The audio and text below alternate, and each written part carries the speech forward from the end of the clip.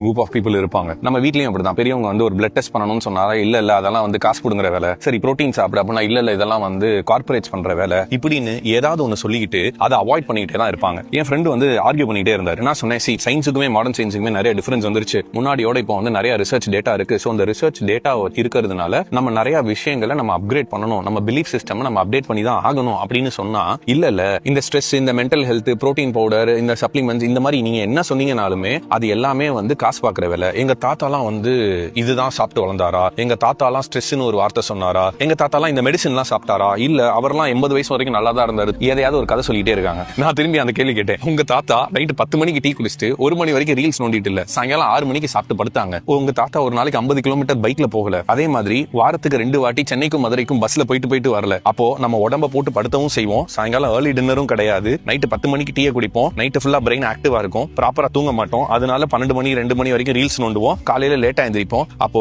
அவங்க லைஃப் ஸ்டைலையும் இன்னைக்கு இருக்கிற நம்ம லைஃப் ஸ்டைலையும் கம்பேர் பண்ண முடியாது. அதேதான் நமக்கு இன்னைக்கு முக்காவாசி இருக்கிற விஷயங்கள் ஹெரிடிட்டி இல்ல, லைஃப் ஸ்டைல்னு புரியும் போது செமையா இருந்துச்சு எனக்கு. சோ இந்த லைஃப் ஸ்டைல் ப்ராப்ளம் நம்ம லைஃப் ஸ்டைலை ஃபிக்ஸ் பண்ணாம வேற எந்த மெடிசனும் இதை ஃபிக்ஸ் பண்ணாதுன்னு நான் புரிஞ்சுக்கிட்டேன். சோ 2 டிஃபரெண்ட் டைம் லைன்ல நடந்ததை கம்பேர் பண்றதை தயவு செஞ்சு ஸ்டாப் பண்ணுங்க. இன்னமும் பழைய கதையை சொல்லிட்டு இருக்கிற உங்க ஃப்ரெண்டுக்கு இதை ஷேர் பண்ணி விடுங்க.